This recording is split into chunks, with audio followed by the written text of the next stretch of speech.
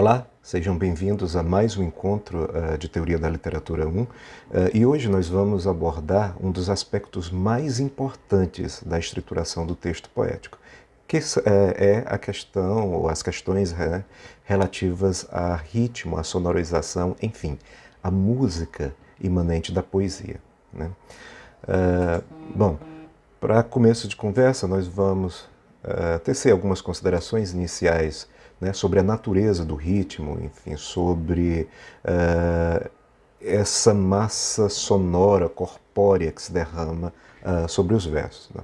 Bom, primeira coisa, embora muito relacionada ao universo musical, a noção de ritmo, na verdade, pode ser encontrada em diferentes esferas da produção, da atividade humana. Na arquitetura, por exemplo, o termo é recorrente, né, para designar qualquer distribuição regular de algum elemento estrutural ou formal. Enfim, quando se vê uma fachada, por exemplo, com muitas janelas ordenadas né, milimetricamente, disposta milimetricamente, está-se diante de um ritmo, né, de arquitetura.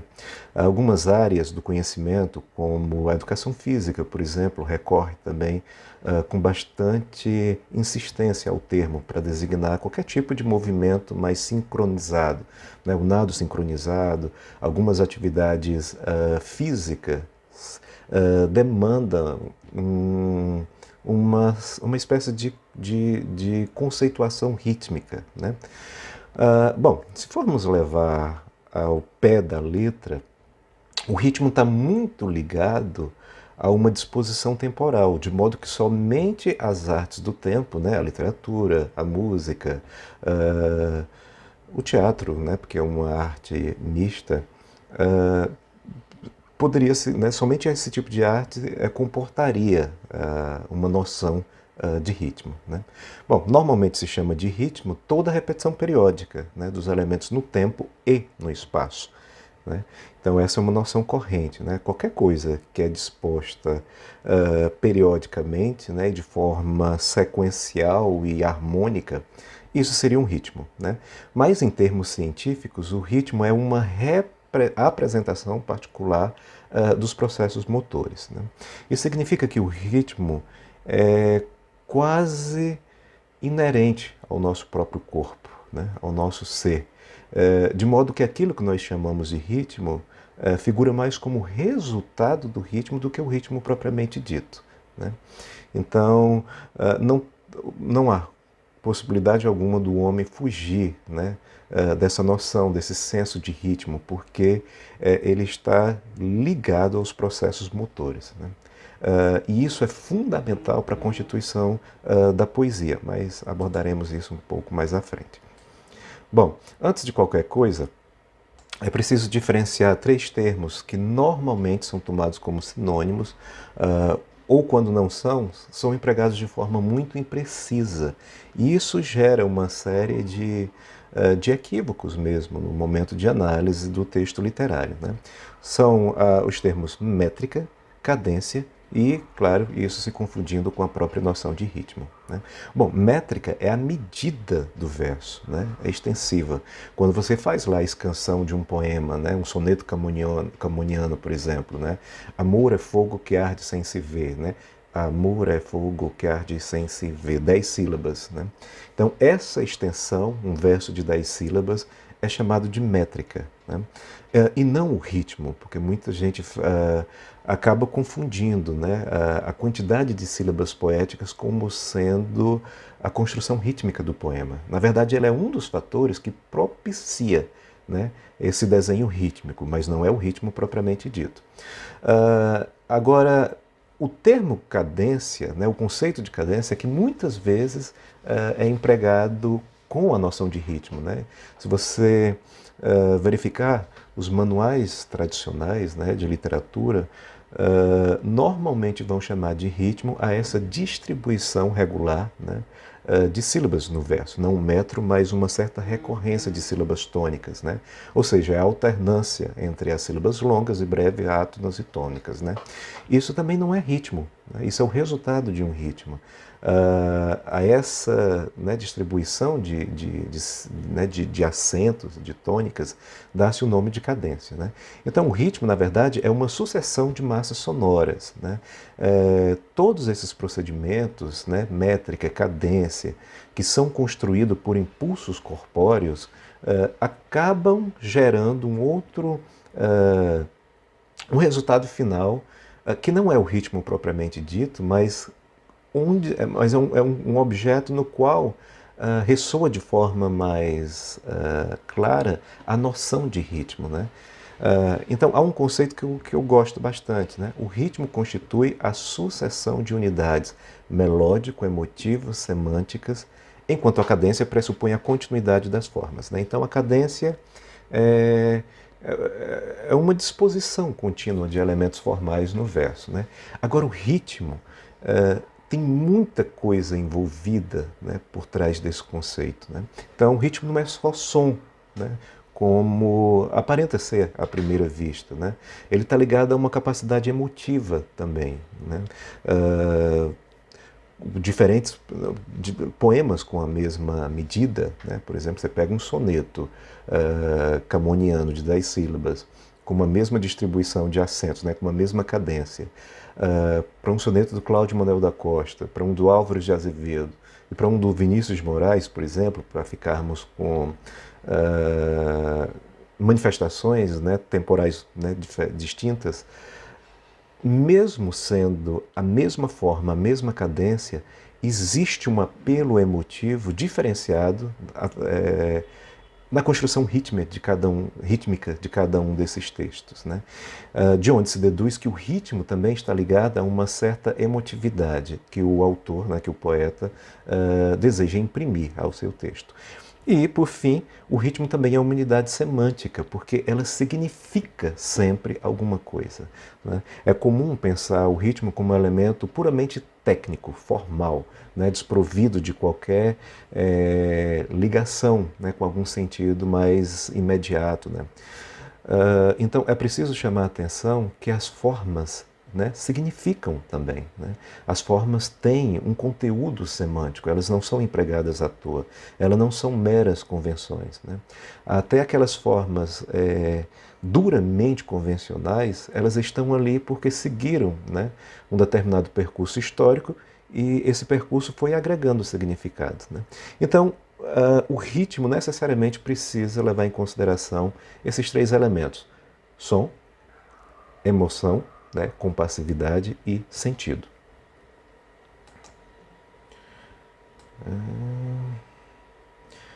Bom, eu coloquei aqui duas citações, né, que são conceitos, né, conceituações de ritmo, que pode sintetizar um pouco essas ideias, né? O Marçom Moisés, lá no interessante livro A Criação Literária, diz o seguinte: o ritmo poético consiste na sucessão de unidades. Então vejam que a ideia de distribuição não pode ser abandonada, né? De fato, o ritmo é a distribuição de alguma coisa, mas de unidades melódico-emotivas semânticas, né? Aquele aspecto que tínhamos discutido agora há pouco, movendo-se na linha do tempo, numa continuidade que gera a expectativa na sensibilidade e na inteligência do leitor. O que me chama a atenção na construção, né, desse conceito de ritmo elaborado pelo Marçom Moisés é o caráter múltiplo, né, dialético até em certa medida, né, do conceito. Ele envolve, né, o conceito dado pelo autor envolve elementos formais, elementos estruturais, né, semânticos, e, o que é mais importante, a presença do autor na constituição desse ritmo, né? Então, é possível que o mesmo poema, voltando ao exemplo anterior, o Amor é Fogo que Arde Sem Se Ver, do Camões, cause uma impressão num leitor que de forma alguma, ou num conjunto de leitores, que de forma alguma coincide com outro conjunto, né? Então, óbvio, vai ter ali um direcionamento que é técnico, que não pode fugir muito de uma plataforma gerada pelo aquele cadenciamento de sons. Mas é o leitor, no fim das contas, quem imprime a última faceta, né, dessa unidade. Né? Então, o Mansur Moisés estava atento a esse tipo de coisa e chama também a sensibilidade e inteligência do leitor. Porque nada adianta a construção de um ritmo muito bem estruturado pelo poeta se o leitor não tiver a sensibilidade e a inteligência para decifrar, para decodificar esses elementos formais. Né? O Brick, que é um importante formalista russo, né, diz o seguinte: só o discurso poético e não o seu resultado gráfico que pode ser apresentado como ritmo. Né? Então, Brick defende a ideia de que o ritmo é anterior à construção do próprio verso. Né? Quando o poeta constrói um ritmo, né, ele escolhe uma determinada unidade rítmica para desenvolver, né, o seu discurso, ele só o faz porque já conhece e porque já está endossado por uma concepção rítmica. Então não posso dizer ao pé da letra que o ritmo está no poema. Né? O poema é a materialização de um movimento rítmico. Né? Ele só constrói aquela unidade sonora porque existe um impulso rítmico, e aí vem do próprio corpo, né? Vem das nossas bases, enfim, mais estruturais. Então, porque essa noção já existe anterior, né, para que ele possa lançar mão e construir o seu trabalho né, de forma adequada. Para finalizar, eu gosto muito dessa concepção do Antônio Cândido, porque além dos elementos apontados, né, pelo Brick, pelo Mansur Moisés, ele abre possibilidades para se ver uma outra vertente. Veja só, diz o Antônio Cândido: o ritmo tem um fundamento biológico, né, e está ancorado na própria natureza. Né? Se pararmos um pouco para avaliar as nossas atividades, das mais cotidianas às mais, enfim, técnicas, elas são ancoradas numa espécie de ritmo. Né? O Antônio Cândido, né, claro, com a sua formação sociológica, vai buscar exemplos no mundo agrário, enfim, na atividade, né, de trabalho, de técnica de trabalho propriamente dito. Né? Então o agricultor, né, quando está lá trabalhando o campo com uma enxada, ele o faz de uma forma ritmada. Né? As batidas no solo, né, a velocidade, né, da enxada, né, do alto até o solo, ela é muito regular, ela obedece a uma alternância no tempo e no espaço. A mesma coisa com o ferreiro, por exemplo, né, quando está lá batendo o ferro, construindo, né, objetos para, né, enfim, em épocas muito antigas, para guerra ou então para auxiliar nas atividades domésticas mesmo. Então, desde o primórdio, parece que a nossa visão de ritmo veio filtrada um pouco por essas atividades que naturalmente desenvolvemos. Trabalho no campo, trabalho com ferro e uma série de outras coisas. Nós andamos de forma ritmada. Né? Então há uma sucessão regular de passos. Né? Ninguém anda ali com, sei lá, um passo com 10 centímetros, outro com 50 e depois volta para 30. Né? Então há uma cadência natural no nosso corpo. Nós respiramos de forma ritmada. Né?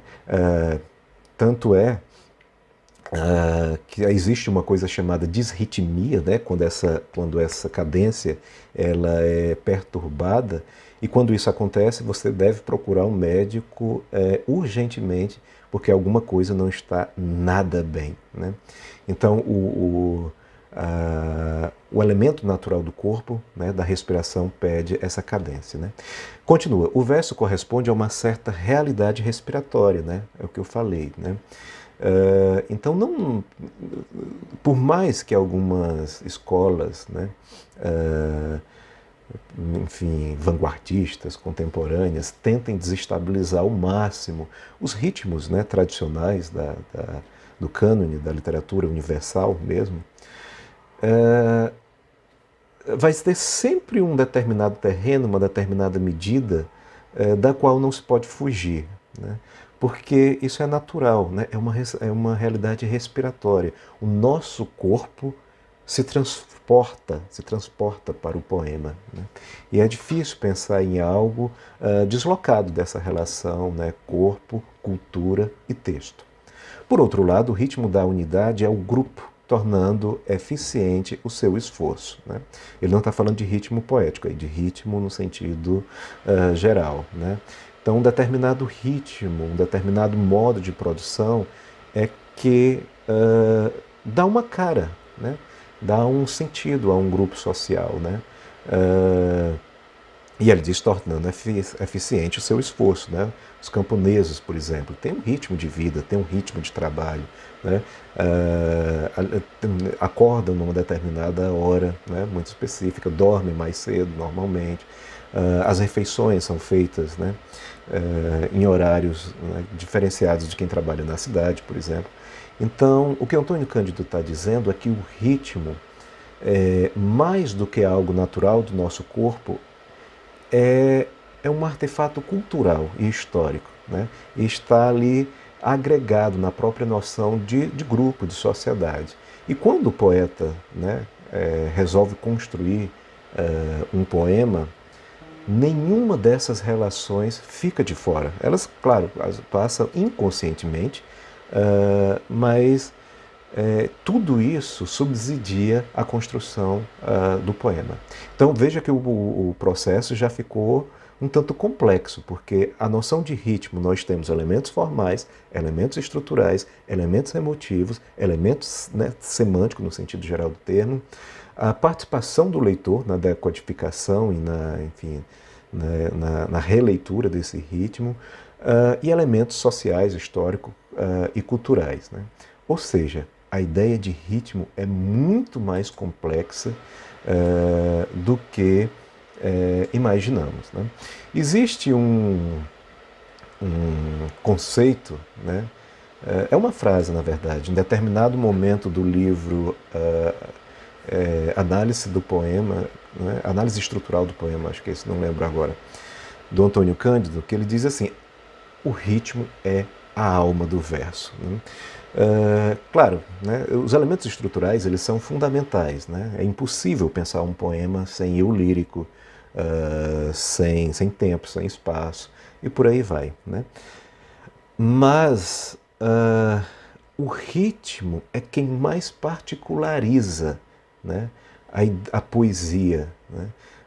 O eu lírico ele pode se confundir, né, dependendo de como se apresenta o texto, com um personagem ou com um narrador, e a distinção entre a prosa e a poesia não seria tão clara, né? Nós temos prosas extremamente intimistas, né? Que se você partisse ali, colocasse né, em versos, por exemplo, só pela figura do sujeito ficcional não daria para distinguir de forma clara se se trata de prosa ou se trata de poesia. Então o ritmo é quem tem realmente essa capacidade, né? Porque na poesia ele é articulado de forma muito mais sistemática e muito mais intensa do que em qualquer outra manifestação artística, literária, né? De qualquer outro gênero, né? Bom, o movimento rítmico é anterior ao verso, eu já falei, né, anteriormente, né? Então, aquilo que os manuais de literatura pedem para identificar como ritmo, na verdade é um resultado do ritmo só, né? Quando você analisa a sucessão, né, que aprendemos que é a cadência, a sucessão de acentos tônicos e átonos, né? Você não está analisando o ritmo propriamente dito, né? Mas o resultado disso tudo, né? Então, a similitude formal não implica analogia rítmica, né? Aqui são conceitos gerais, né? Eu também já falei um pouco disso, né? Então, um verso de 10 sílabas, por exemplo, não tem um ritmo próprio inerente a essa medida, né? Um verso de 10 sílabas vai ter um ritmo particular e só esse ritmo existe atrelado a esse tipo de composição. Não, né? Um poema de Camões tem um ritmo muito diferente do Cláudio Manuel da Costa, mesmo os dois sonetos, digamos, tendo 10 sílabas, né? Então, o metro não determina o ritmo de um poema, né? Dentro da obra de um mesmo autor, né? O Camões escreveu muitos sonetos utilizando essa medida de 10 e de 12 sílabas, né? Então, se pegarmos só o conjunto de sonetos de 10 sílabas, vocês vão ver, né, que cada um demanda um ritmo específico. Um é mais lento, outro é mais rápido, um é mais quebradiço, outro é mais fluido. Né? O que prova que um metro por si só não determina o ritmo, coisa que era né, pregada até certo tempo atrás. Né? Então, o metro não determina o ritmo, mas, evidentemente, o comprimento da onda rítmica se diversifica conforme o ritmo utilizado. Né? Então, é como se fosse um processo de abertura e fechamento de significado. Né? No caso, o contrário, de fechamento e de abertura. Então, o metro não determina. Mas existe um modo peculiar, né? Querendo ou não, existe um comprimento de onda rítmica que às vezes é muito maior num verso de 12 sílabas do que num de 5, por exemplo, uma redondilha menor. Né? Então, uma redondilha menor, você tem um comprimento de onda muito pequeno, né? Ao passo que no alexandrino, não, você tem um comprimento longo. Né? O que acontece é o seguinte, às vezes você tem, por exemplo, o comprimento de onda rítmica pode ser maior num verso de 10 sílabas do que num de 12, né? De unidades muito próximas. Né? Esse comprimento é exatamente os elementos formais empregados pelo poeta a fim de explorar uma determinada musicalidade. Né? Então, às vezes, esse comprimento, né, num verso de 10 sílabas pode ser muito maior do que num de 12. Né? Então, o metro em si não determina nada em relação ao ritmo, mas esse comprimento de onda, sim. Né? Normalmente, as ondas curtas exigem, por exemplo, um ritmo mais acentuado, mais acelerado, né? De leitura, de constituição. E o contrário, os ritmos, as ondas, né? Os comprimentos de ondas mais longos exigem um ritmo mais espraiado, mais lento. Né? Então diz, amor é fogo que arde sem se ver, é ferida que dói e não se sente, é um contentamento descontente, é dor que desatina sem doer. Né? Então você tem um comprimento de onda relativamente longo, né, nessas 10 sílabas, que pede um ritmo mais espraiado. Né? Dificilmente alguém vai ler esse poema. Amor é fogo que arde sem se ver, é ferida que dói e não se sente, é um contentamento descontente. Né? Então parece que não faz muito sentido, né? A leitura, né, desse modo. Agora, os versos curtos, né, exigem uma certa aceleração. Né? Café com pão, café com pão, café com pão. Vixe Maria, o que é isso, maquinista? Café com pão. 4 sílabas, né? Café com pão. Né? Então, se não, né, parece praticamente inconcebível ler esses versos assim. Café com pão. Café com pão, café com pão, café com pão. Não, né? Ele pede uma café com pão, café com pão, café com pão, exatamente para mimetizar esse som da locomotiva. Né? Bom, a liberdade de composição propicia a instauração de um ritmo próprio. Né? Estamos falando aí especificamente dos versos livres, porque o estudo rítmico ele era muito operante e, podemos dizer, ele tinha uma abordagem relativamente estável quando se fala de poemas com formas fixas. Né? Você estudar um ritmo que está ali, né, nitidamente, né, construído, né, de uma forma regular, né, atuante, fácil de se detectar, né, é óbvio que isso torna o exercício rítmico mais claro e a sua análise, evidentemente, mais clara também. Né? Mas como analisar diante, né, dos poemas né, de verso livre? Né?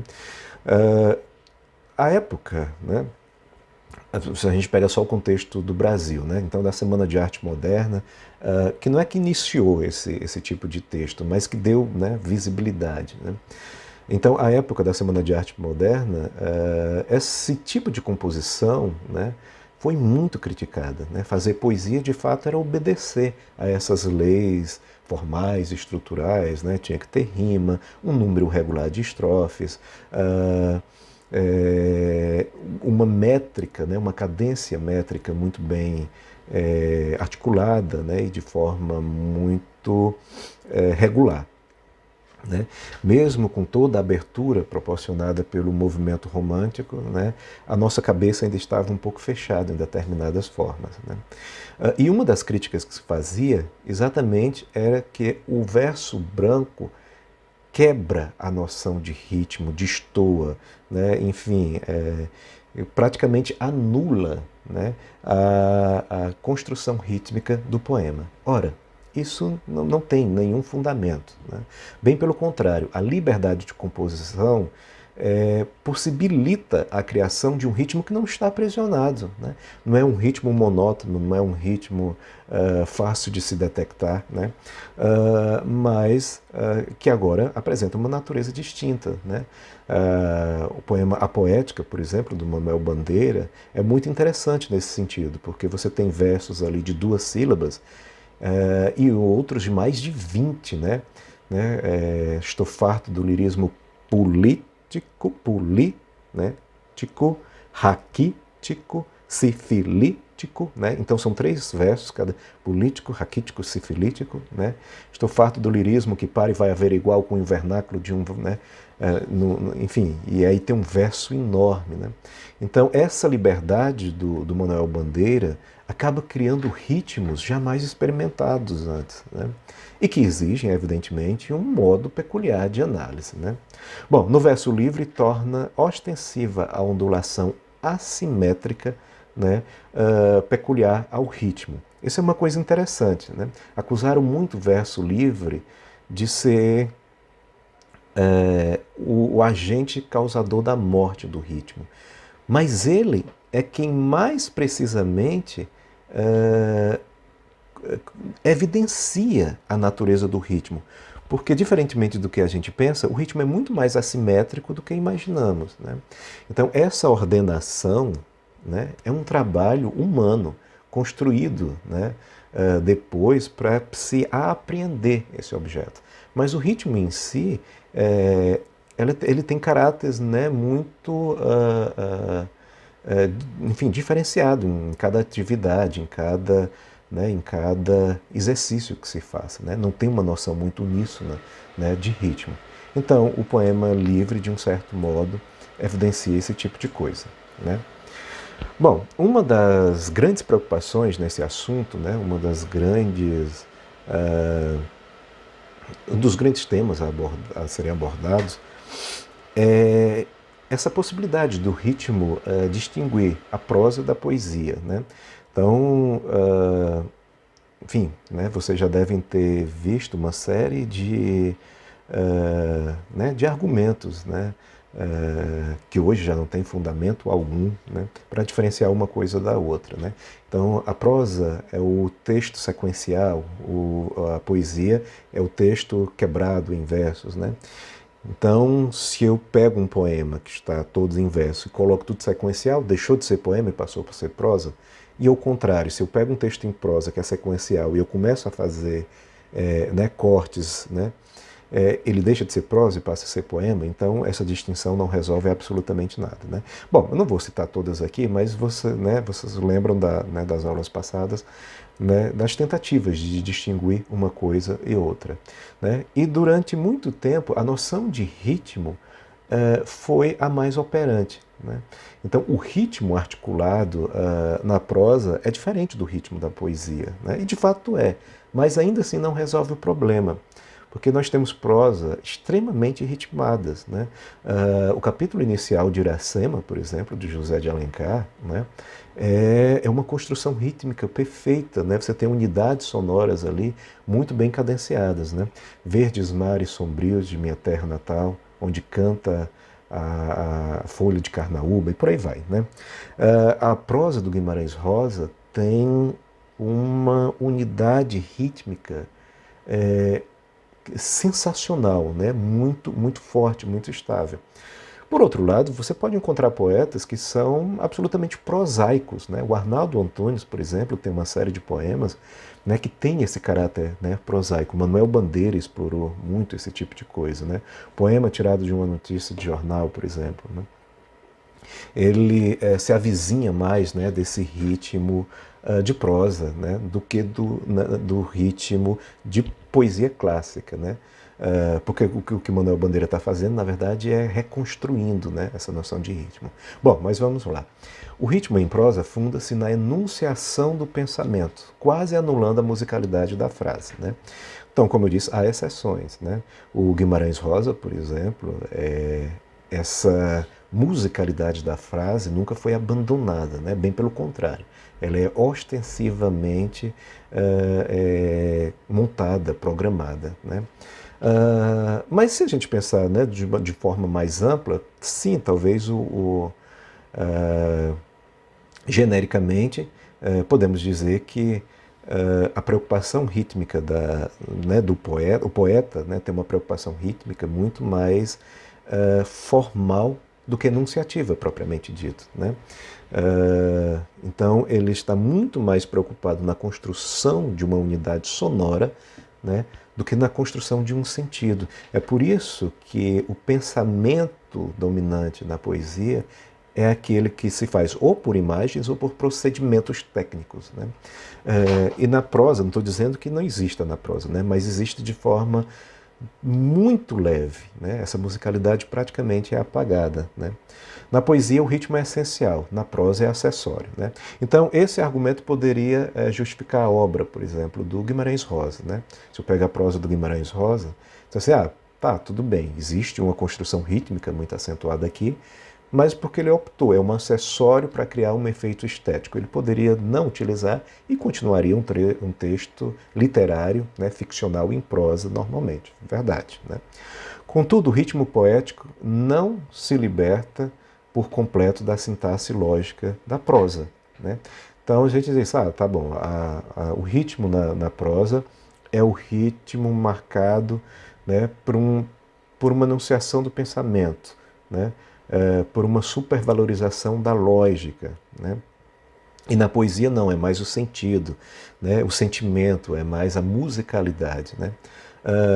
Isso é verdade, mas ainda assim essa sintaxe, essa construção rítmica, ela não se desvincula completamente, né, dessa lógica, né, de pensamento, da sintaxe lógica, né? Então, no fim das contas, essas dicotomias que a gente cria para encaixotar as coisas, elas não funcionam muito bem, né? Então, tanto em prosa como em poesia, pensamento e som são fundamentais, né? A própria ideia de forma, né, significar, né, ou seja, o emprego de determinadas formas significa uma coisa, né? As formas não são neutras, né? Elas têm um significado ali, né? Então, esse simples fato já, de um certo modo, já traz a ideia de pensamento, né, para a constituição da poesia também, né?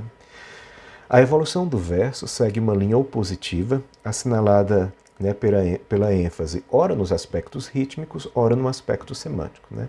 Então, basta pegar a evolução, né, do cânone poético para a gente perceber que esses dois elementos estão aí, né, se equilibrando ao longo dos tempos, né? Então você tem, sei lá, determinadas correntes, né, para a gente pegar uma visão macro, que privilegia os aspectos rítmicos, né, formais, né, a construção da musicalidade, o simbolismo, acho que é o exemplo máximo nesse tipo de coisa, né? Né, vozes veladas, veludosas vozes que voam pelas vases, e aí vai, né? Então, nitidamente, você está ali construindo uma ambiência sonora para causar um determinado efeito, né? E às vezes o peso é dado nos aspectos semânticos, né? A poesia realista portuguesa, né? Aqui nós tivemos parnasianismo, não tivemos realismo na poesia, mas você pega o realismo, a poesia realista portuguesa, né? Então esses aspectos da vida social, ou seja, é o sentido mesmo que está sendo valorizado, não a parte técnica, é que vai dominar, né? Como pode ter algumas manifestações que mesclem de forma muito harmônica esse tipo de coisa, né? E aí a poesia do Drummond é exemplar, né? E a do João Cabral, né? São dois poetas que trabalham de forma muito interessante, né? Juntando um alto acabamento formal, né, pendendo o ritmo mesmo para musicalidade, a frase, né, do verso para musicalidade, né, ostensiva, mas sem deixar de mão esses aspectos semânticos, a preocupação com dados históricos, culturais, sociais e por aí vai. Bom, o ritmo poético, aqui é uma outra, né, citação do Maçom Moisés. O ritmo poético não depende do meio expressivo, né, que é a linha contínua ou descontínua, senão do conteúdo que nele se plasma. É comum pensarmos no ritmo, né, eu já falei antes, como elemento puramente técnico, né? Enfim, que somente por essa conceituação técnica seria possível apreender o sentido do ritmo, né? Na verdade, não é. O ritmo também é, além de a forma significar alguma coisa, mas o ritmo é muito, o sentido, né, do ritmo é muito alimentado pelo conteúdo, né, expresso no poema. Um exemplo, né? Normalmente existem algumas orientações, né, de análise formal, por exemplo, para tratar o ritmo, né? Então, por exemplo, a gente vai ver até algum desses recursos um pouco mais à frente. A sibilante, né? Que são esses sons que causam essa sonoridade mais, né? É o C, o S, SS, X, cedilha, né?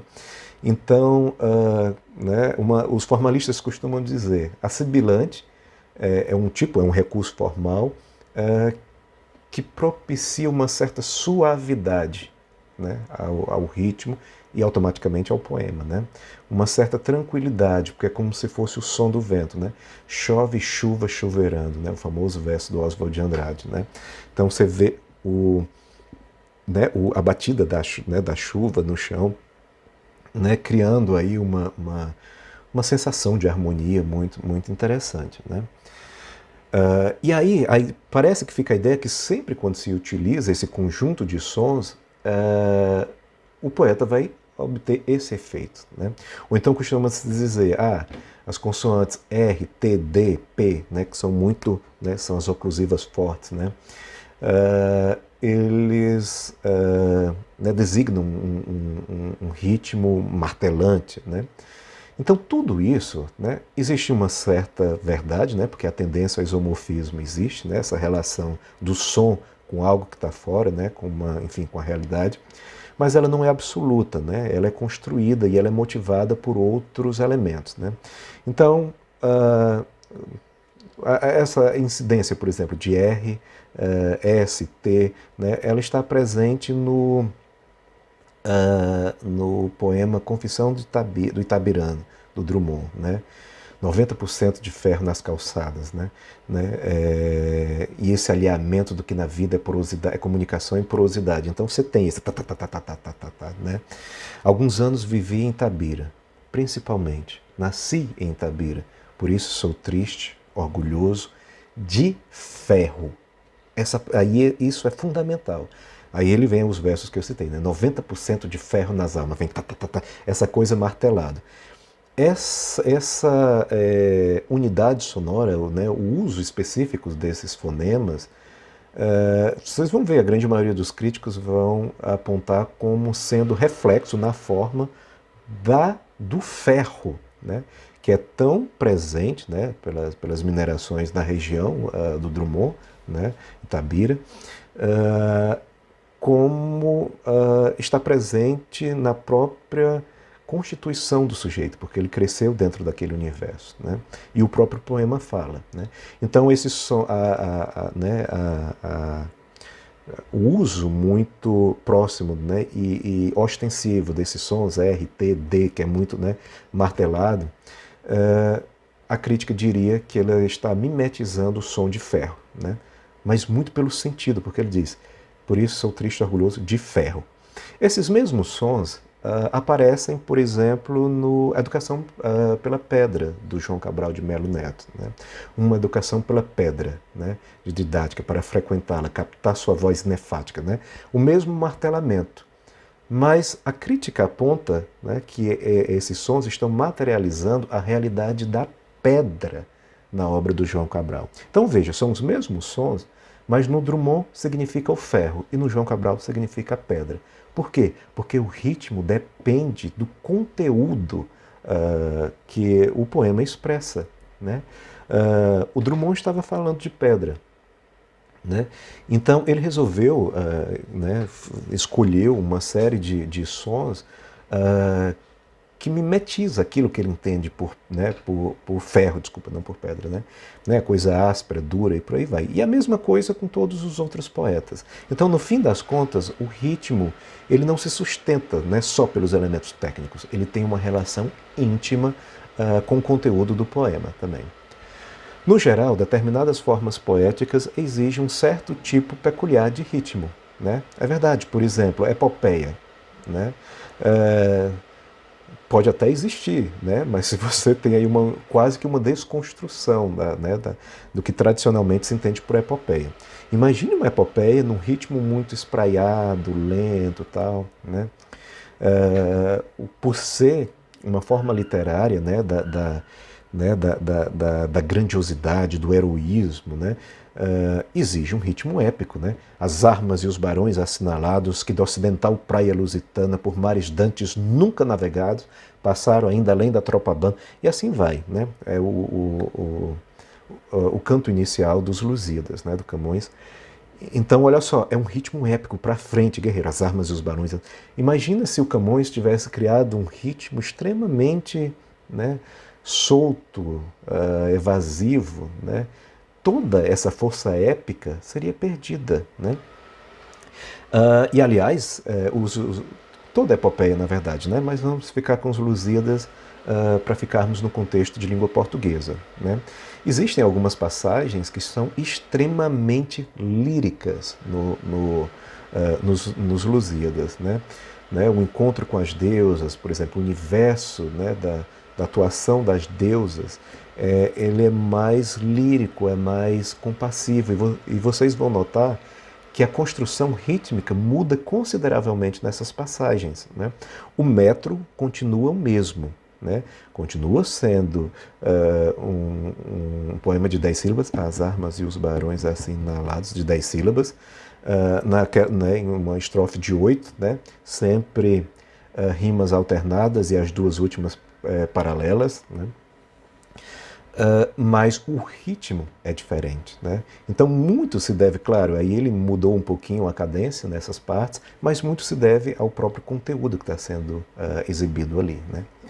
O verso obedece não apenas às leis da sintaxe, mas também a uma lei rítmica, né? Se é verdade que o ritmo não foge, né, da sintaxe lógica das coisas, também é verdade que existe uma sintaxe rítmica, né, própria, né, alguma coisa puramente técnica, puramente não, plenamente técnica, também está disseminado ali. Né?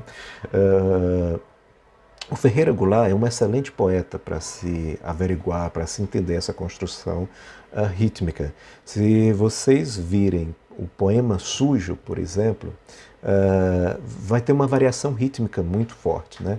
Vai acelerar, vai desacelerar, vai ser um pouco mais compassivo, um pouco mais agressivo em outras partes, né? Dando exatamente a entender, né? O poeta vai construindo o seu mundo a partir dessa unidade estrutural, né? O ritmo. Mais ainda do que o sentido do que está sendo discorrido ali, a construção rítmica é fundamental em O Poema Sujo. É o ritmo quem imprime a maior gama de significado àquele poema, né? Então, deixando claro que existe, de fato, uma sintaxe rítmica. Né? Bom, quando se falava em ritmo, uma das primeiras coisas né, na teoria, nos teóricos mais antigos, que se chamava a atenção era a presença da rima. Né? Porque, querendo ou não, a rima é um fator organizador do metro, né? E serve para dividir o discurso em verso, cujo fim ele assinala. Então, quando você vê uma rima, né, ali posta em determinados locais, né, então ele está organizando, significa, opa, eu terminei meu verso aqui. Né? Quando você está com um poema nas suas mãos, né, não é necessário, você vê, né, é uma coisa visual.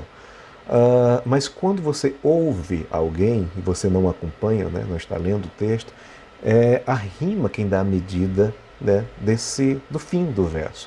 E aí você vai construindo as suas unidades sonoras a partir, né, da marcação com a rima.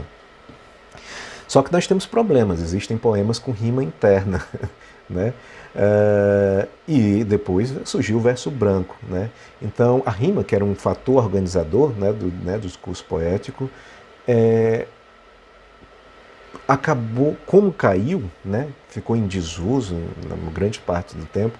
Eu acho que hoje nós vivemos um momento de recuperar, né, a rima, né? Sim, mas como em um determinado momento ficou em desuso, né, então foi necessário procurar outros elementos, talvez na própria natureza do método mesmo, né, a organização, né, desse discurso. Né. O enjambement é um elemento que dificulta muito, né? Lembra, o enjambement é o encadeamento. É quando o fim do verso não coincide com o fim semântico, né? Ou seja, o sentido da frase continua no verso seguinte, não termina né? Na Antiguidade Clássica, né, o poeta, para ser bom, né, eficaz naquilo que faz, o fim do verso teria que coincidir com o fim de uma unidade semântica. O do Camões é isso. Amor é fogo que arde sem se ver. Pronto. É ferida que dói e não se sente. Né? É um contentamento descontente, né? E assim vai. Né? Então, cada verso tem uma unidade semântica. Isso desaparece, evidentemente, com depois. Né? Tem Nel mezzo del cammino, né? Por exemplo, do Olavo Bilac. Né? Cheguei, chegaste. Vinhas fatigada, aí termina, só que ele termina embaixo, e triste. Né? Vinhas fatigada e triste e fatigada eu vinha. Tinhas a alma de sonhos povoada, e a alma de sonhos povoada eu tinha. Né? Então, o encadeamento dificulta um pouco essa construção rítmica, porque a semântica vai para o verso seguinte, mas a estrutura formal não. Né? Então você fica sempre ali, né? Para ler esse poema, né? O que é que você vai obedecer? Né? A construção formal ou a construção semântica? Né? Sua leitura vai parar no fim do verso né, e salvaguardar a construção rítmica, ou ela vai para o verso seguinte e corre o risco meio que de né, comprometer o trabalho rítmico do poeta. Né? O Vinícius tem um poema que eu acho que é mais interessante, né, para ver essa questão. Diz o seguinte: de tudo ao meu amor serei atento. Aí termina. Aí no verso seguinte tem antes, ponto. Né? Muita gente lê esse poema assim: de tudo ao meu amor serei atento, antes e com tal zelo e sempre e tanto, que mesmo em face do maior encanto dele se encante mais meu pensamento. Né? Então, isso é um encadeamento. Esse antes é porque o Vinícius fez um hipérbato, né? Que é uma imagem que... uma figura de linguagem, né, responsável por desorganizar a ordem natural do discurso. Né? Então, no fim o que ele está querendo dizer é o seguinte: antes de tudo, né, ou seja, antes de qualquer coisa, eu serei atento ao meu amor. Né? Então, semanticamente, teria que ser assim: de tudo ao meu amor serei atento antes, e com tal zelo e sempre, entanto, que mesmo em face do maior encanto, dele se encante mais o meu pensamento. Né? Então são problemas, né, que essas construções né, colocam para o leitor. Bom, a harmonia divide o discurso poético em períodos rítmicos e cria a impressão de analogia entre os membros esboçados. Né? Então é uma coisa interessante, a gente está chamando de harmonia aqui a todo esse conjunto sonoro, né? Né, as ondulações, a métrica, a cadência. Né? Então é interessante porque ela opera de duas formas, ela é uma dissimilação e uma assimilação ao mesmo tempo. Né? Então a harmonia quebra e junta, né, esses processos. Né? Então ela divide o discurso poético em períodos, né? Todo discurso poético é dividido, né? Seja no verso, que tem uma cadência, né? Os versos, sei lá, tem 10 sílabas, o outro tem 10, o outro tem 10, ou 9, 8, dependendo de como for. Dentro desse verso existe outras divisões, que são as pequenas sílabas. Né? Então, a harmonia ela trata com quebras, com fissuras. Mas elas acabam se juntando porque elas são espelhadas de uma certa forma. Ah, tá, você tem um verso aqui inicial de 10 sílabas, mas todos os outros também são. Então essa série de quebraduras, né, acabam criando uma sensação de assimilação, né? Ou seja, é como se fosse o ritmo da própria quebra, né? A própria quebra feita de forma sistemática gera um ritmo da quebra, né? Então, a harmonia do verso ela é interessante, ela é construtiva e desconstrutiva ao mesmo tempo, né? E o analista precisa estar muito atento a esse tipo de coisa, né? O ritmo é um processo de desconstrução para construir algo em cima. Pode-se recitar o mesmo poema de várias maneiras sem necessariamente violar a sua integridade estética, né? É aquilo que a gente tinha falado um pouco antes, né?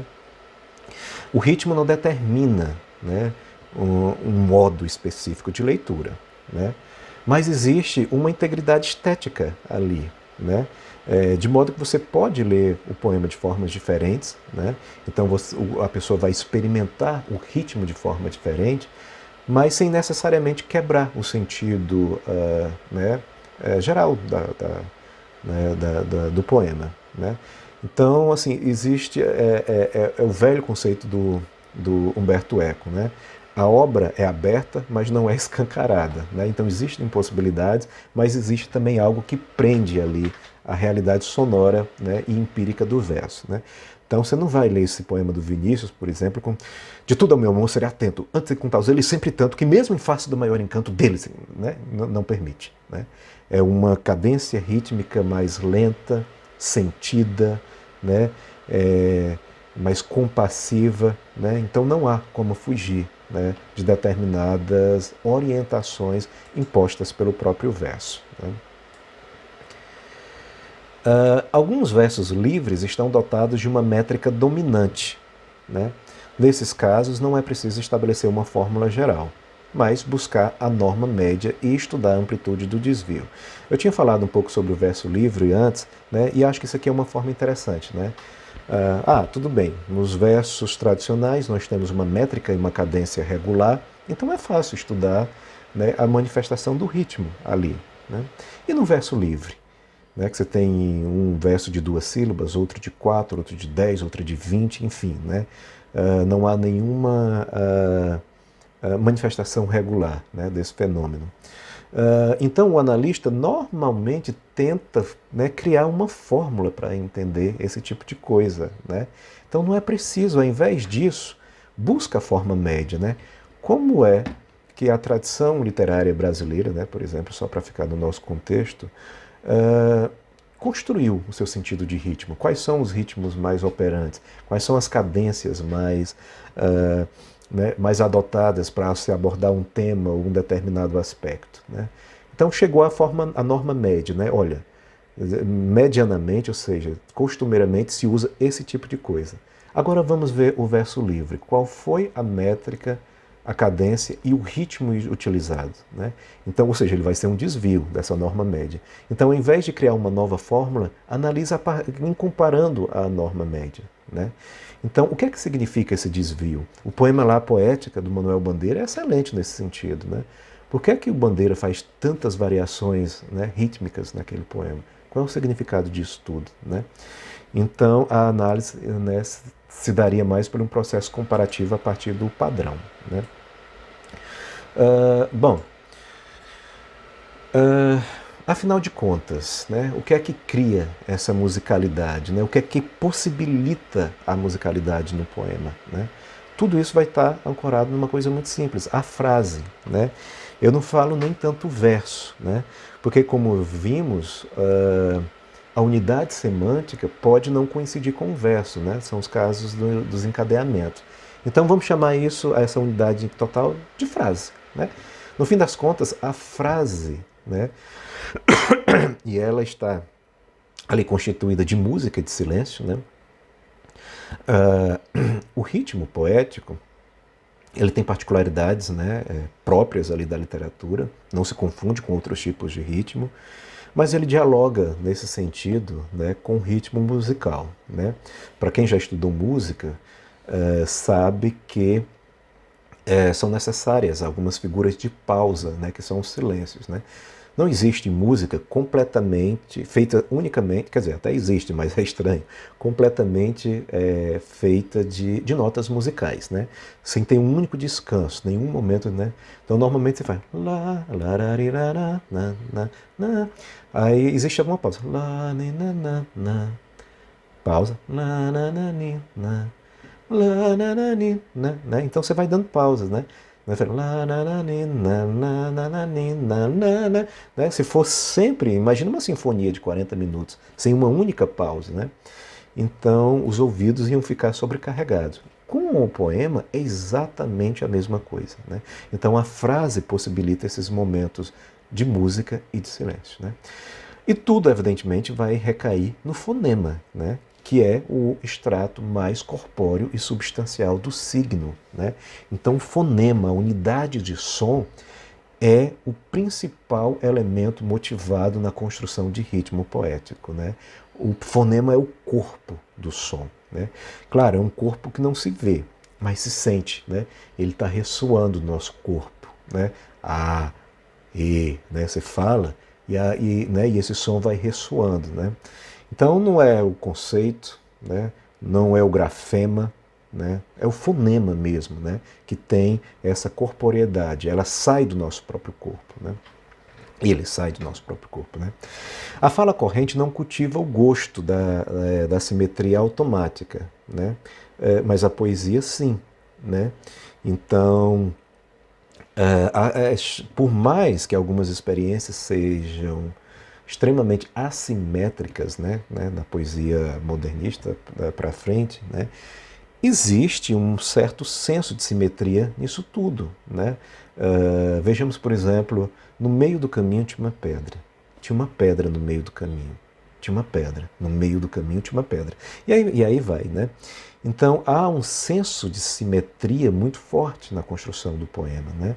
E esse poema do Drummond é interessante, porque ele vai brincando com as musicalidades, né? No meio do caminho tinha uma pedra no meio do caminho. Então os ritmos vão se entrecruzando, né? No Nel Mezzo del Caminho também tem uma parte, não sei se eu vou lembrar agora. Vinhas fatigado e triste e fatigado eu vinha, né? Essas musicalidades, né? Esses paralelismos inversos, né? Então tudo isso é sinal de uma simetria, né? De uma ostensividade rítmica, né? Produzido, que normalmente a fala, né, corrente não faz, né? Para quem estudou canto, sabe que o cantor precisa aquecer a voz antes de entrar no palco e, muito importante, desaquecer quando sai do palco. Por quê? Porque a fala e o canto são duas realidades completamente distintas, né? Nenhum ser humano normal fala, chega assim, oi, tudo bem, como é que você está? Olá, o almoço já está pronto, né? Isso não existe, né? Então, o modo de articulação linguística da fala é um e do canto é outro. Por isso você precisa desses exercícios, né, para mudar a chavezinha, né, de um para o outro, né?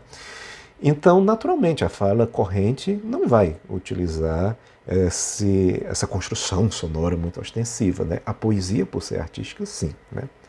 O ritmo da linguagem funda-se na alternância, né, também, né? Muito embora os grupos de sílabas que alterna não sejam isócronos, né? Não tem essa associação, né, com outros elementos. Então o ritmo da fala, da linguagem, de modo geral, é a alternância. Esses fundamentos são, né, são apontamentos do Alfredo Bose, né, que faleceu recentemente, né, infelizmente, vítima de Covid, e num livro belíssimo chamado Ser e o Tempo da Poesia, né? O que o Bose está querendo dizer é o seguinte: às vezes a gente preza muito em fazer distinções. O ritmo do poema é esse, o ritmo da frase cotidiana, né? E são coisas distintas, mas eles têm uma base em comum, né? A alternância, enfim, a disposição linear, né? Tudo isso é comum à linguagem de um modo geral, tá? Bom, o período ritmado não é um traço específico da linguagem poética, né? Ou seja, é isso que ele está querendo dizer, mas é um dos seus traços definidores, né? Então, o que é que o Bose está querendo dizer, né? O período ritmado é comum a qualquer coisa, né? A qualquer tipo de discurso, ao discurso arquitetônico, né? Você pega uma fachada com janelas regularmente, né, distribuídas, né, você tem ali um ritmo, né, um período ritmado. Mesmo que a gente fique só no campo da linguagem, né, da língua mesmo, né, a frase cotidiana tem períodos, né, ritmados, né? Mas não é isso que define, né? E no texto poético, sim, né? Então, esse período ritmado, ele é construído em torno de uma dinâmica, né? Que é a alternância muito visível dos sons fortes, fracos, lento e rápido, né? Claro, né, eu já disse anteriormente que não se trata só disso, né? Há elementos semânticos, há a participação do leitor, há elementos inerentes ao próprio sujeito que entra nessa construção, né? Mas na parte técnica, né, e que diferencia um pouco da linguagem cotidiana, é essa manipulação visível, né, dessa alternância, né, de ritmos fortes, fracos, né, lentos e rápidos. De tudo ao meu amor serei atento, né, antes e com tal zelo e sempre tanto, que mesmo em face do maior encanto, dele se encante mais meu pensamento, né? Então, na poesia, o signo é visivelmente motivado, né, para produzir uma musicalidade. Mesmo que seja uma musicalidade esquisita, estranha, né, cacofônica, como conseguiu o João Cabral em grande parte dos seus poemas, né? O João Cabral é um excelente autor para se estudar também essa questão rítmica, porque ele quebra, ele não abandonou né, a rima, né, o ritmo, né, como elemento construtivo do verso, mas o fez sempre de modo muito anticonvencional, né? Então, a tradição brasileira, a tradição de língua portuguesa de modo geral, elegeu alguns ritmos, algumas métricas, né, que são muito mais recorrentes, né? As redondilhas menor e maior, né, versos de 5 e de 7 sílabas, o verso heróico, né, de 10 sílabas, e o alexandrino, né, de 12. Então, 5, 7, 10, 12. Isso é muito comum, né? Dificilmente você vai ver versos 9 sílabas, de 11, né? Existe, mas é muito pouco comum. O João Cabral elegeu o de 8 e o de 9, né? Grande parte de seus poemas são rigorosamente metrificados, mas com a métrica de 8 ou de 9 sílabas. Ou seja, essa falta, né, de duas ou de uma sílabazinha causa um efeito cacofônico muito grande, né, porque nós estamos já acostumados a uma determinada extensão, né, métrica, e aí ele quebra um pouco essa, né, essa convenção.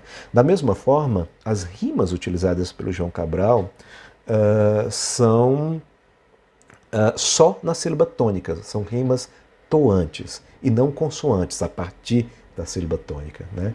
Então, sei lá, cadeira com mamadeira, né? Então, desde o deira é a mesma correspondência sonora. O João Cabral rimaria cadeira com esteio, né? Aí você tem o e o ei rimando, mas o fim da palavra não, né, não é o mesmo, né? Ou seja, há uma tentativa, né, de criar ritmos cacofônicos, de quebra de expectativa, mas ainda assim, né, o ritmo é o traço distintivo. A alternância, né, de forte e fraco é o traço distintivo. As exigências da situação em que age o sujeito regem o andamento da elocução, né? Então, o poeta vai construir o seu ritmo, é o que os neocríticos chamariam depois de simulacro, né? Primeiro, a partir de determinadas exigências, né, poema compassivo pede um ritmo mais lento, né? Poema heróico, uma ode, por exemplo, né, que é um poema de exaltação, pede um ritmo mais acelerado, mais eloquente, né? Um poema jocoso, né, uma brincadeira, um trocadilho, pede um ritmo, né, rápido e acelerado, né, um andamento mais, né, acelerado e tal, né? Então, ou seja, as exigências de situação é que vão agir, né, nesse sujeito. Da mesma forma, isso vai recair lá na leitura também, né? Então, dependendo, né, do que se deseja alcançar, a leitura também vai ser articulada por esses princípios. Bom, o ritmo não é a medida, né? resumindo, né, o que a gente falou até aqui, né? Que é o que se confunde muito, né? Analise o ritmo do poema tal, aí vocês vão lá ver a medida, né? A medida é o resultado disso tudo, né? É uma materialização, né? E, aliás, é um elemento distinto do ritmo também, né? O ritmo é uma visão de mundo, né? Então, isso é interessante, porque eu estou atribuindo a um elemento puramente formal uma capacidade semântica enorme, né? Então, se você pega, por exemplo, a produção da Hilda Hilst, né, tem um ritmo muito peculiar, muito próprio, né? O livro primeiro da Hilda Hilst, acho que chama Balada, se não me engano, né? Aquele livro tem um ritmo muito peculiar, um ritmo mais fechado, mais lento, mais introspectivo. Então não é só uma construção formal, é uma visão de mundo também.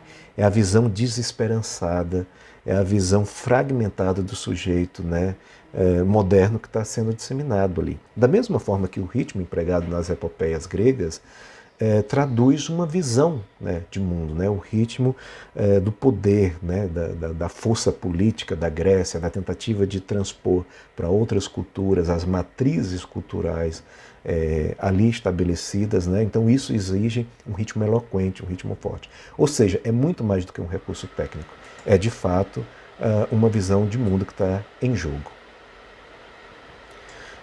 No poema, elementos interessantes, né, para provar essa ligação direta, né, do ritmo com elementos que estão fora, a sociedade, a cultura, a história e por aí vai. Então, alguns exemplos aqui de 3 momentos históricos distintos. No poema primitivo, o ritmo realça os sentidos da linguagem oral, né? Você vê você pega a produção da Idade Média, por exemplo, ou então a gente pode, né, a tradição portuguesa é um pouco menor, de língua portuguesa, né? Mas a gente pode ir até o trovadorismo, né? Então o poema trovadoresco, né, as trovas, né, seria o termo mais adequado, as trovas reproduzem, né, ali claramente elementos da linguagem oral, né? A repetição constante que facilita a memorização, né? Enfim, e todos os outros elementos que lá está. Mas alguns poemas mais antigos ainda, né, ainda de literaturas, né, muito mais antigas, é muito mais do que isso, elas possuem uma espécie de energia ritual, né? Então, alguns poemas, né, você pega da tradição alemã, né, bem do primórdio mesmo, você tem ali quase que um apelo ritualístico, né? O poema é pura musicalidade, mas uma musicalidade tribal, digamos assim. Nós não tivemos, infelizmente, muita coisa guardada da nossa primeira, digamos assim, tradição literária, que é aquela que estava, né, com os índios, antes dos portugueses aqui chegar, né? Com o processo de catequização, né, o embranquecimento, né, a imposição da cultura e da religião portuguesa, acabaram destituindo um pouco essas culturas e pouca coisa se restou, né? Era uma literatura oral, mas essa produção artística, né, produzida na época, ela é puramente ritualística, né? Os poemas indígenas eram em homenagem ao deus Tupã, né, que é o deus do sol, chamando um pouco essas entidades, né, para participar, ajudar a comunidade de alguma forma, né? No poema clássico, o ritmo tende a demarcar uma área particular de regularidade. É outra concepção de mundo, né? Ou seja, é uma visão técnica, né, agora, né? No classicismo, o ritmo obedecia a uma ars poética, né? A uma arte poética, a uma gramática, né? A uma normatização e regimento, né, de se fazer poesia, né? Ou seja, enquanto no primeiro exemplo, né, enquanto no poema primitivo existem forças ancestrais, né, ritualísticas, no segundo é a racionalidade absoluta. É o metro, é a medida, é o domínio sobre o fazer poético, né? No poema moderno, o ritmo tende ficou ligado, né, a abalar o cânone da uniformidade estrita, né? Então, ou seja, continua racional, evidentemente, cerebral, porque né, a modernidade é provavelmente até a acentuação, né, desse tipo de coisa, mas imprime, né, ao ritmo a potência musical da frase do discurso. Né? É muito. Por que a gente gosta tanto de poesia moderna? Né? Parece contraditório. Né? Enquanto o ritmo estava aprisionado, né, naquelas formas, a palavra é essa mesmo, ele estava preso, ele não se permitia expandir. Né? Então foi o verso livre, foi o advento do poema moderno que permitiu a potencialidade musical da frase, né? O ritmo, né, exacerbado, né, livre de qualquer amarra. Né?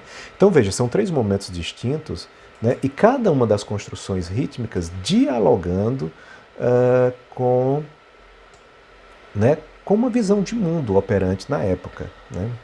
Bom, é preciso, tudo isso acontece por conta do princípio duplo da linguagem. Né?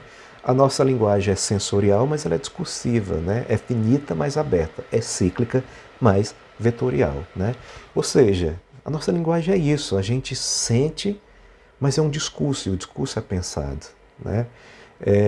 Ela tem um fim, o discurso tem um fim, mas esse fim é aberto. Né?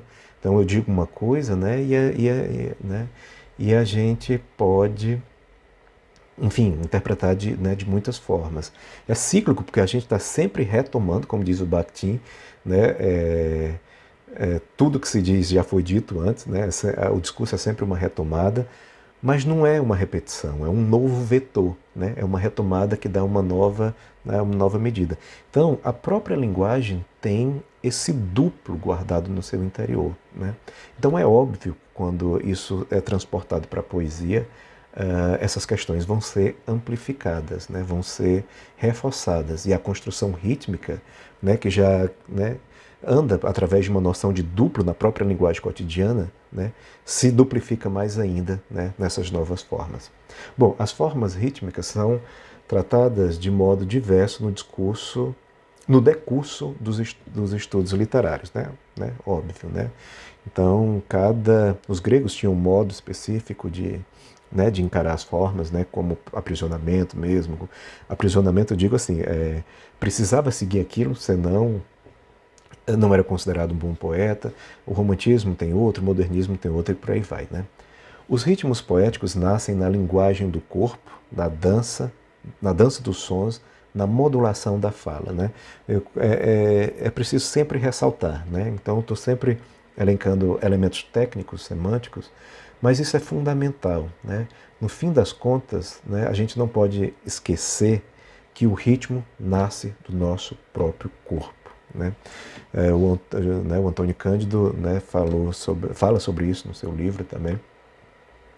Né? O ritmo poético nasce dessa necessidade, né, do trabalho diário. Né? A lavadora de roupa, por exemplo, começa a cantar o camponês, né, para que o peso do trabalho não seja tão ostensivo, né, capina lá o solo, né, cantarolando algumas notas, tal, né?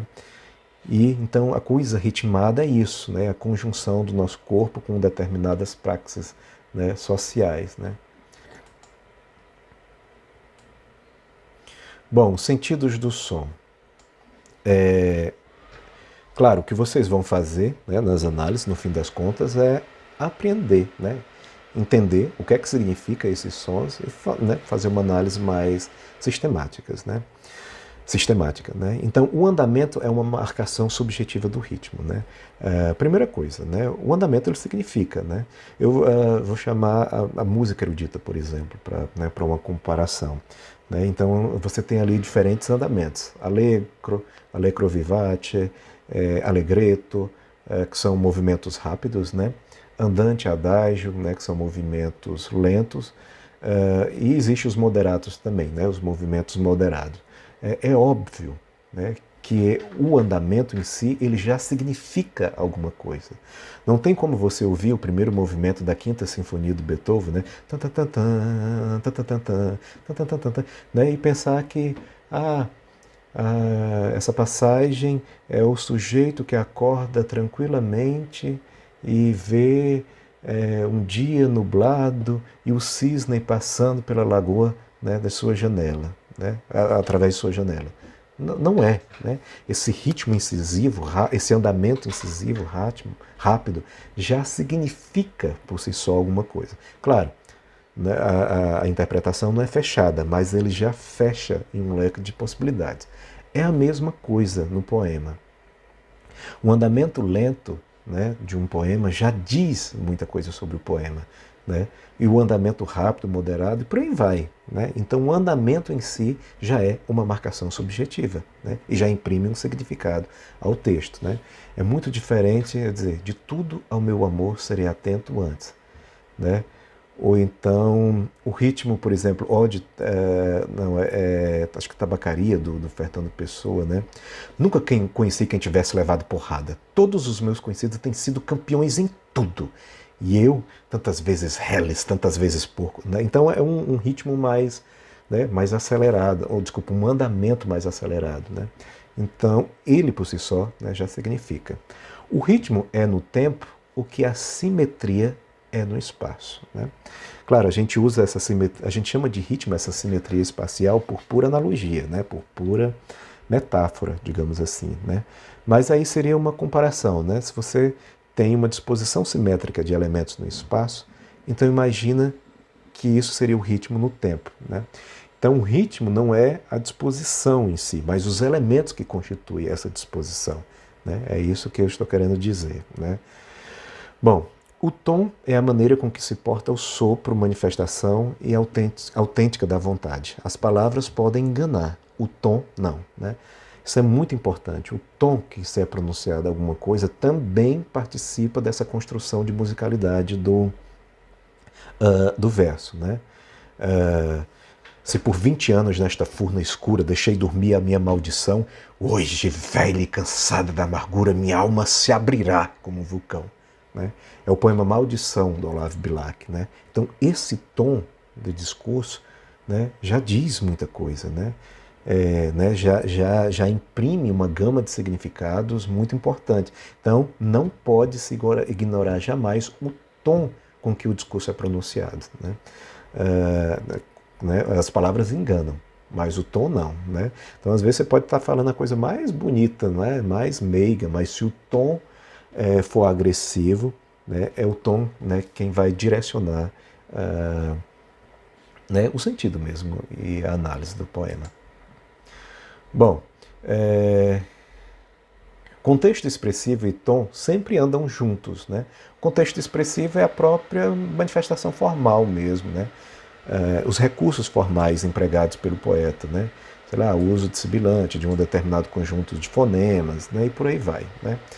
Então, esse contexto expressivo, que é muito mais material, muito mais palpável, e o tom, que é uma coisa mais abstrata, né, eles sempre andam juntos. Né? Dificilmente você vai ter um contexto expressivo que caminha para um lugar e um tom para o outro. Por exemplo, dificilmente você vai escrever um texto sobre um tema trágico, sei lá, como morte. Morreram mais de 100 pessoas num acidente aqui. Aí você vai dizer, olha, esta manhã morreram mais de 100 pessoas num acidente logo mais aqui. Né? Então não dá, não comunga. Né? A parte material, né, semântica também, com o tom, né, eles não dialogam, não tem como fazer isso. Né? Por outro lado, não tem como você falar de algo completamente grandioso com um tom, né, mais triste, né?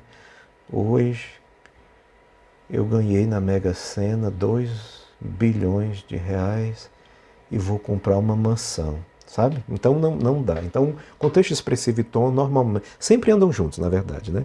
E uma peça ou outra, né, né, quando o poeta tenta desestabilizar as convenções, pode ser que aconteça, né, de o tom negar o contexto expressivo, né? Mas aí já vai estar muito evidente essa manipulação do código, e aí é o dado que vocês têm para analisar, né? A subversão da ordem natural das coisas. O silêncio que acompanha a expressão modulada não é vazio, isso é fundamental. Né? Da mesma forma que em música o silêncio significa, né, na poesia também, né? O silêncio é dado, né, pelas pausas, pelas reticências. Às vezes, o silêncio é uma tentativa né, de ser representado graficamente, né? Tem um capítulo do Memórias Póstumas de Brás Cubas, é um texto em prosa, mas enfim, só para tentar exemplificar, que ele só tem pontos, são reticências, né? Então, ou seja, não tem nada, é um silêncio. É um capítulo onde não se fala, né? Na poesia existe muito, a poesia simbolista, romântica, por exemplo, é muito marcada por reticências, né? Essas reticências, elas pedem uma pausa, uma suspensão do discurso. E essa suspensão, ela significa, né? Normalmente é um tempo para contemplação, né? É um tempo para se sentir o que está dizendo, às vezes é uma fratura mesmo no sujeito, enfim, os significados são muitos, mas nunca silêncio significa ausência, né? Vazio, algo que não possa ser analisado. Bem pelo contrário, o silêncio fala mais, às vezes fala mais do que as próprias palavras, do que está sendo exposto ali. Bom, para finalizar, eu coloquei aqui, né, as imagens mesmo, né? Quais são os recursos sonoros, né, que vocês vão ter que analisar. Então vão encontrar esses recursos, alguns são muito dominantes, e tentar depreender o sentido, né? Além do estudo da cadência, da métrica, né, de cada um daqueles, do andamento, né, tudo isso significa em som, né? O andamento significa, o silenciamento significa, a cadência, um tipo de métrica, né? Por que é que esse verso tem 10 sílabas? Qual é a função das 10 sílabas aqui? Por que é que esse outro só tem 5? Né? Quais são os efeitos de sentido gerados nestes poemas específicos, por um verso de 10 sílabas e por um de 5. Né? Então, tudo isso significa. Além disso tudo, ainda existem o que a gente chama de imagens e recursos sonoros. Né? Então, alguns já são bem conhecidos de vocês como esses dois primeiros. Né? A aliteração é a repetição de um fonema consonatal, né? Para criar um determinado efeito de som. Né? E a assonância é a repetição de sons vocálicos. Né? Então, são duas categorias distintas, porque na língua o que tem som mesmo são as vogais. Né? As consoantes não têm som. Né? Então, o alfabeto, né, fonético seria A, P, Ts, P, E, F, X, I, X. Né? Então, as consoantes não têm sons. Né?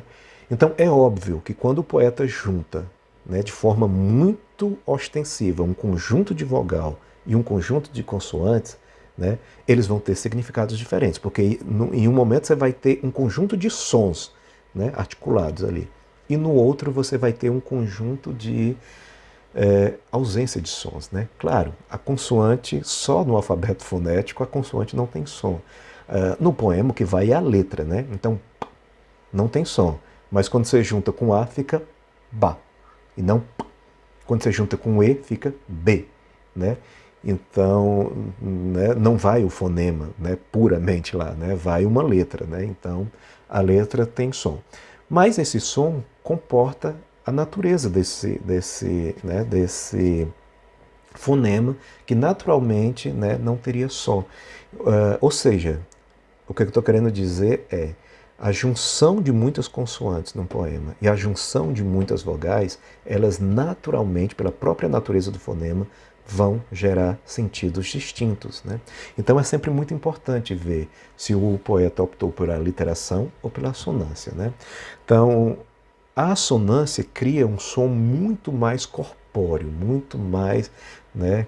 A alma dança e anda por toda a trança. Né? Então você tem um espraiamento ali, né, do ar.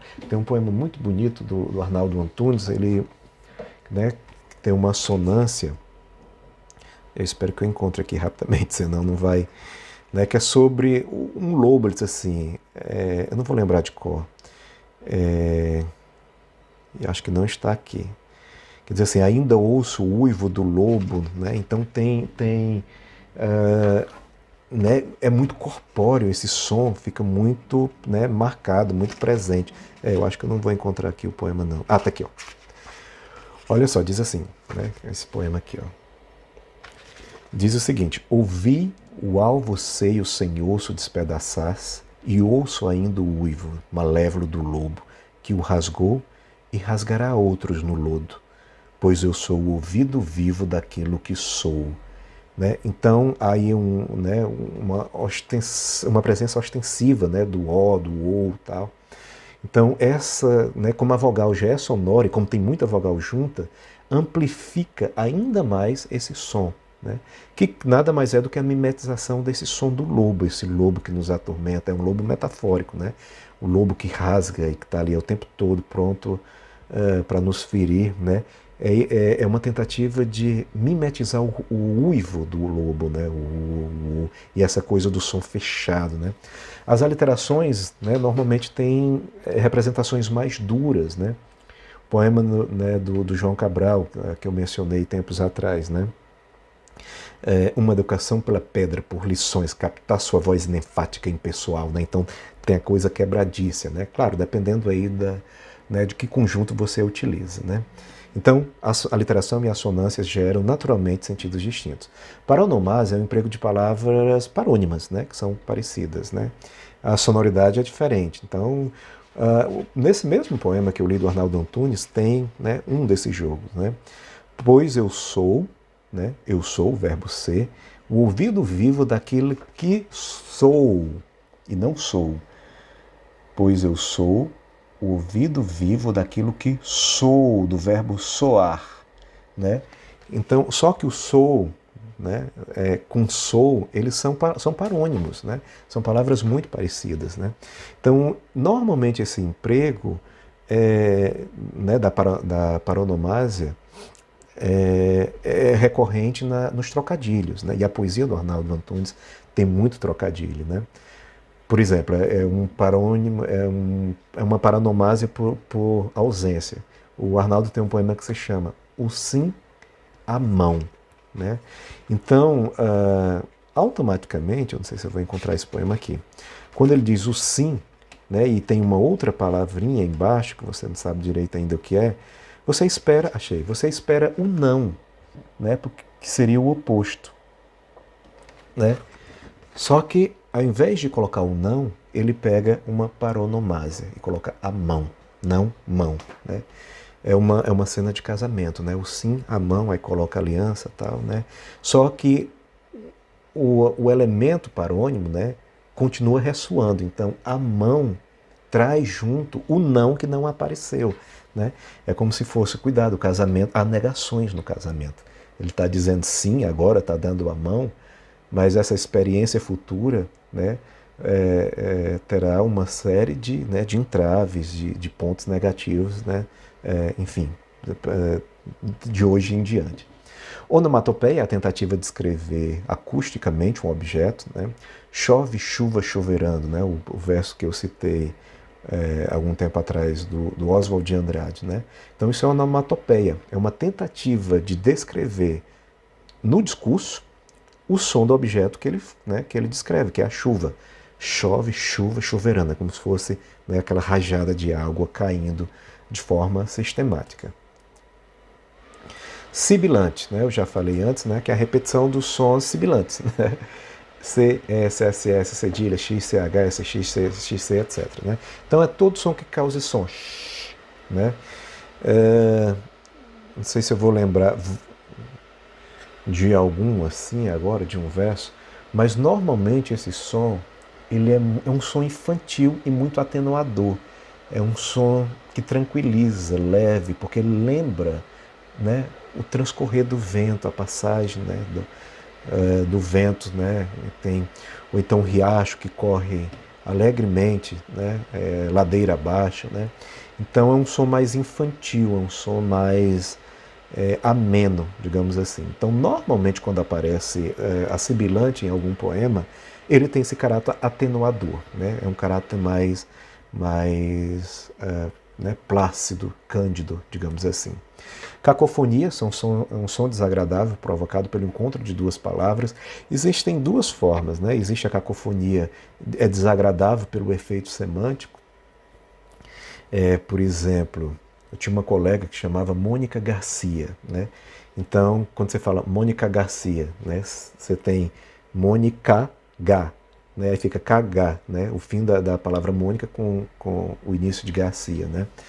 Então ela não gostava, porque ficava, né, o cagar ali no meio, né? Isso é cacofônico, né? Mas pode ser também por desconforto, né, provocado pela leitura, né? O João Cabral, quase toda a obra do João Cabral explora, né, em demasia essas cacofonias, né? Porque ele opta pela construção de ritmos, né, duros, ásperos, difíceis de serem lidos, né? E é claro, né, tudo isso vai gerar né, um sentido, né? Sei lá, na morte dos rios, por exemplo. Desde que no alto sertão o rio seca, a vegetação em volta, embora de unhas, embora sabres, intratável e agressiva, faz alto à beira daquele leito tumba, sabe? É um ritmo muito incisivo, muito recortado, então às vezes ele é meio cacofônico. Faz autoagressão nata, jamais ocupa o rio de ossos areia, de areia múmia. Né? Então é uma leitura um pouco desagradável, né, por conta desses efeitos todos. Por fim, eu acho que é o último, não, ainda tem mais. O eco, que é um emprego de palavras com terminação semelhante. Né? Então é muito interessante quando, na linguagem acadêmica, né, do discurso acadêmico, os manuais pedem que se evite ao tempo todo, né, o emprego de eco. Sei lá, essa dissertação trata sobre a construção da oração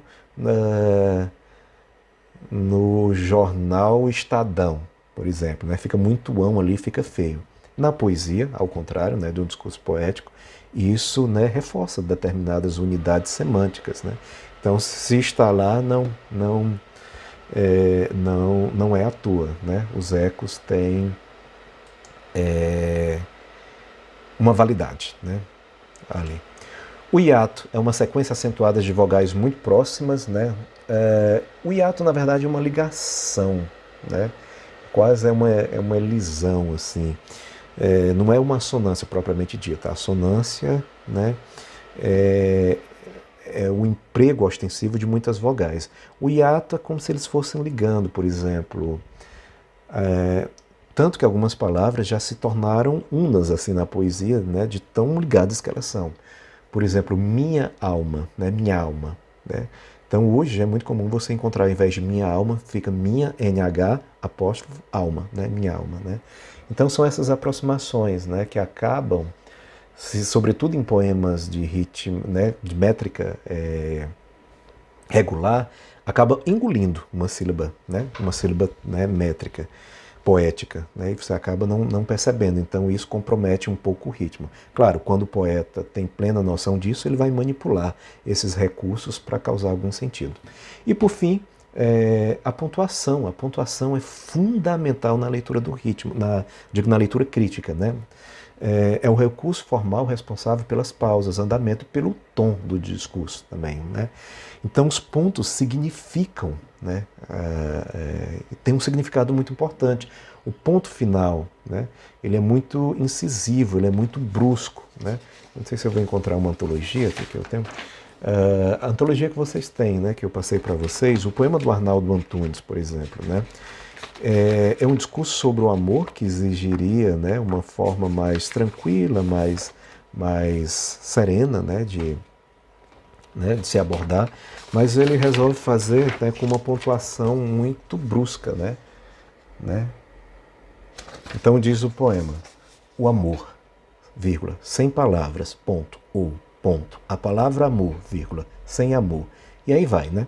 O amor, sem palavras, ou a palavra amor, sem amor, sendo o amor, ou a palavra ou, sem substituir nem ser substituída por. Si, a palavra si, sem ser de si em nada ou niquificada por. O amor, entre si e o que si. Chama amor como se amasse esse pedaço de papel escrito amor. Somasse o amor ao nome amor, onde ecoa o mar, onde some o mar, onde soa a palavra amor, sem palavras. Né? Então veja, é muito, né, esse excesso de pontos e de vírgulas, né, de pausas, quebra a lógica natural do raciocínio e, sobretudo, quebra o fluxo do sentimento que normalmente é tão livre quando se fala de amor. Então deixa o poema extremamente martelado, duro, áspero, né? Então, como é que ele conseguiu esse efeito? Através da pontuação, né? O som, ou seja, os pontos estão sendo empregados aqui para se contrapor à ideia de amor, né? Esse poema é uma antilírica, digamos assim, amorosa, e quem dá a medida desse sentido é a pontuação excessiva, né? Os 3 pontos é uma suspensão do pensamento, é um momento de reflexão, de sentimento, né? Os parnasianos usam muito, né? O Anoitecer, do Raimundo Correia, né, tem um emprego muito ostensivo de pontuação, né? Tá lá na apostila que eu coloquei para vocês também, ó, né? O Anoitecer. Então, esbraseia o ocidente na agonia o sol. 3 pontos. Aves em bandos destacados, por céu de ouro de púrpuras raiados fogem. 3 pontos. Fecha-se a pálpebra do dia. É como se fosse uma anunciação de cena, é muito cinematográfica, né? O ocidente esbraseado, é um flash, aí dá aquele fade out, né? Depois vem as aves, aves em bandas destacadas pelos raios de sol, aí fecha a cena. Fecha-se a pálpebra do dia, né? Ou seja, anoitece, né? Então, os 3 pontos causam essa suspensão aqui, né, para a apresentação amena da cena, né, para uma apresentação lenta, medida, né, sentida, né? E assim vai com todos os pontos, né? Os 2 pontos é uma suspensão, né, muito semântica quando vem 2 pontos, né? Normalmente o que vem depois é uma explicação para o que foi dito antes, né? Então, se tem um poema com muito 2 pontos, ou seja, ele é muito autoexplicativo, né? E a vírgula, né? As pausas vão, né? A vírgula pausa, né? Diferentemente, cuidado para não confundir, né, com a gramática, tá? Muita gente falava isso, inclusive em gramática, que é o erro, né? A vírgula é para uma pausa curta, o ponto e vírgula é para uma pausa breve e média, né? E o ponto é uma pausa brusca, né? Ou seja, né, seria assim, ponto, ponto e vírgula, né? Né? Uma pausa mesmo total, que seria o ponto, né? Uma pausa média, ponto e vírgula, e uma pausa leve, a vírgula, né? Isso em gramática não tem nada a ver, né? O uso de vírgula depende de elementos estruturais do discurso, da frase, né? Da oração, né? Então você tem regras ali muito próprias, né? Independentemente da pausa, né? Né? Que você quer dar. Na poesia, não. É por isso que você tem tantos poemas em que o emprego desses pontos não corresponde ao que a gramática pediria, né? Porque na poesia a pontuação é um emprego sensitivo, né? Ou seja, é colocado ali para causar um determinado sentimento no leitor. Então, na poesia você pode entender isso, né? O ponto é uma pausa, né, dura, brusca, né? Acabou ali. O ponto e vírgula é uma pausa média e a vírgula é uma pausa lenta. Então, à medida que esses pontos vão acontecendo, né, você vai tendo uma noção do sentimento do eu lírico, né? Se ele usa muito ponto, como o Arnaldo Antunes fez, significa que ele está muito incisivo, ele tá, né, é um tom áspero. Se ele usa mais vírgula, as pausas são mais amenas e por aí vai. Travessão, né, usa-se bastante também, né? Significa... É engraçado, o travessão na narrativa significa o discurso direto, a voz de um personagem que está entrando ali naquela história narrada por um narrador. No poema, quem fala já é a primeira pessoa, já é o eu lírico, né? Claro, ele pode chamar vozes, né? Pode dizer assim, né? Quando eu encontrei alguém, ele falou, aí vem a voz do outro.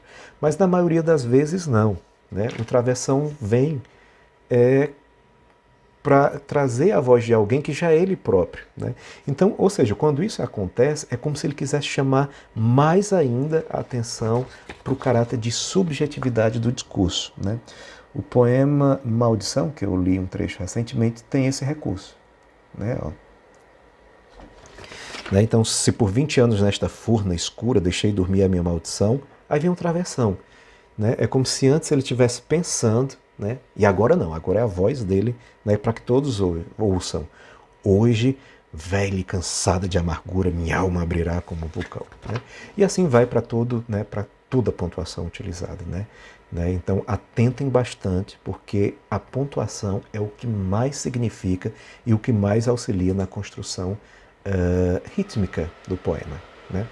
Bom, eu coloquei aqui algumas referências sobre ritmo, né, para quem tiver dúvida, se vocês quiserem procurar. O livro do Alfredo Bose é sensacional para qualquer aspecto de poesia que vocês queiram. É um livro mais denso, né, mais elaborado, assim, né, mas é fundamental para todo estudante de letras. Né. O livro organizado pelo Todorov, né, da teoria dos formalistas, teoria da literatura dos formalistas russos, traz dois textos, né, sobre ritmo. Um do Osip Brick, que é ritmo e sintaxe, e o outro do Boris Tomaszewski, que é do verso. Né? Então, né, vocês podem. O estudo analítico do poema, do Antônio Cândido, também tem uma parte interessante sobre ritmo. E o livro que nós estamos utilizando de forma mais sistemática nas aulas é A Criação Literária do Marçom Moisés. Na teoria da poesia tem um capítulo lá, tem um para cada, né? O eu lírico, a imagem e tal. Tem um específico para ritmo. Bom, é isso. A todos muito obrigado e até a próxima.